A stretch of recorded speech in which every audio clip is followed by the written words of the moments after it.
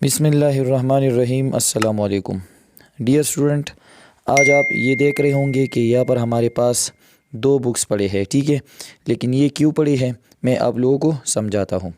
तो स्टूडेंट, जब हम चैप्टर नंबर 6 कर रहे थे और हमारे पास जो एक्सरसाइज 6.2 था, ये हमारे पास चैप्टर नंबर 6 का एक्सरसाइज 6.2 है। इसमें टोटल 8 क्वेश्चन है। तो हमने ये क्वेश्चन 7 तक सॉल्व किए थे और यहाँ पर हमने क्वेश्चन नंबर 8 को छोड़ दिया था। वो क्यों छोड़ दिया था? तो सबसे पहले मैं आप लोगों को एक्सरसाइज 6.2 का जो लेक्चर था उसका एक छोटा सा क्लिप आप लोगों के साथ शेयर कर रहा हूँ कि वो हमने क्यों छोड़ा था, ठीक है। तो ये था हमारे पास क्वेश्चन नंबर 7।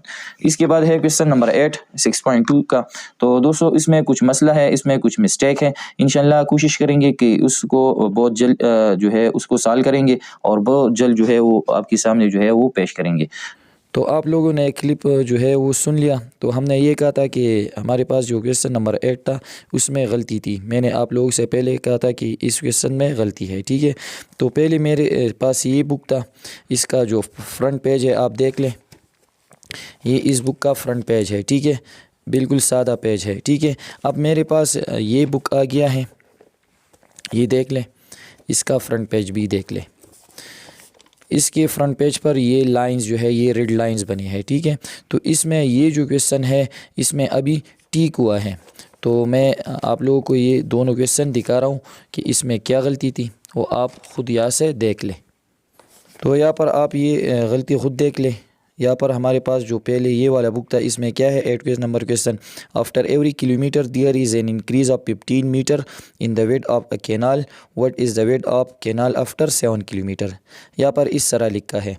अब इस बुक में क्या है, यहाँ पर है after every kilometer there is an increase of 15 meter in the width of 30 meter wide canal. यहाँ पर लिखा है 30 मीटर वाइड कैनाल और यहाँ पर इसमें ये 30 मीटर का जिक्र कोई नहीं था। तो मैंने कहा था कि इस बुक में गलती है, इस क्वेश्चन में गलती है। तो आप लोगों ने अभी नोट किया होगा। तो ये जो हमारे पास जो अपडेटेड बुक आया है इसमें अभी ये गलती जो है वो निकाली गई है। तो मैंने सोच लिया कि ये आप लोगों को ले अभी मैं सॉल्व कर देता हूँ, ठीक है। तो यहाँ पर है after every kilometer there is an increase of 15 meter in the width of 30 meter wide canal. मतलब ये है कि हमारे पास एक कैनाल है, एक नहर है, ठीक है। तो एवरी किलोमीटर मतलब हर एक किलोमीटर के बाद इसकी जो विड्थ है, जो चौड़ाई है, इसमें इंक्रीज़ आती है। चौड़ाई में कितना 15 मीटर इसमें जो है वो इंक्रीज़ आता है। इसका मतलब ये है कि अगर हम फर्स्ट किलोमीटर पर इसकी बात करते हैं तो इसकी चौड़ाई कितनी है, पहली किलोमीटर पर इसकी चौड़ाई कितनी है। यहाँ पर मैं इसको ड्रा कर रहा हूँ। ये हमारे पास फॉर एग्ज़ाम्पल एक नहर है। तो यहाँ पर कहते हैं कि फर्स्ट किलोमीटर पर इसकी चौड़ाई कितनी है, वो हमारे पास है 30 मीटर। तो फिर क्या है कि एवरी किलोमीटर हर एक किलोमीटर के बाद इसमें इसकी जो चौड़ाई है इसमें 15 मीटर इंक्रीज़ आता है। तो यहाँ पर है फर्स्ट किलोमीटर पर अगर इसकी चौड़ाई 30 मीटर है तो सेकंड किलोमीटर पर इसकी चौड़ाई कितनी होगी, वो हमारे पास इसमें 15 मीटर इंक्रीज़ आएगी। तो ये क्या बन जाएगी 45 मीटर, ठीक है। फिर तीसरी किलोमीटर पर इसमें और 15 मीटर इंक्रीज़ आएगा, ठीक है। तो ये बन जाएगा 60 मीटर एंड सो ऑन। तो यहाँ पर फिर क्या है what is the width of canal after 7 kilometre कि 7 किलोमीटर बाद इसकी चौड़ाई में कितनी जो है वो इंक्रीज़ आएगी और वो इसकी चौड़ाई क्या होगी। तो यहाँ पर सिंपली मैंने लिखा है विड्थ ऑफ कैनाल। कैनाल की जो विड्थ है, जो चौड़ाई है वो कितनी है, पहली सी उसकी चौड़ाई है हमारे पास 30 मीटर। तो ये हमारे पास जो हम ये एक्सरसाइज कर रहे थे वो हमारे पास जो अरिथमेटिक सीक्वेंस था, ठीक है, वो ये एक्सरसाइज उस पर बेस्ड थी।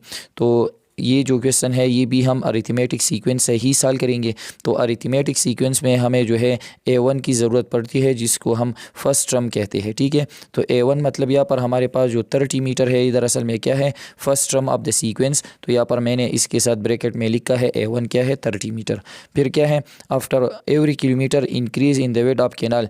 हर एक किलोमीटर के बाद इसमें कितना इंक्रीज़ आता है, तो यहाँ पर लिखा है कि 15 मीटर इसमें इंक्रीज़ आता है। तो ये 15 मीटर एक फ़िक्स नंबर है जिसको हम कॉमन डिफरेंस बोलते हैं अरिथमेटिक सीक्वेंस में, और कॉमन डिफरेंस को हम डी से डिनोट करते हैं। तो ये दरअसल में डी की वैल्यू है।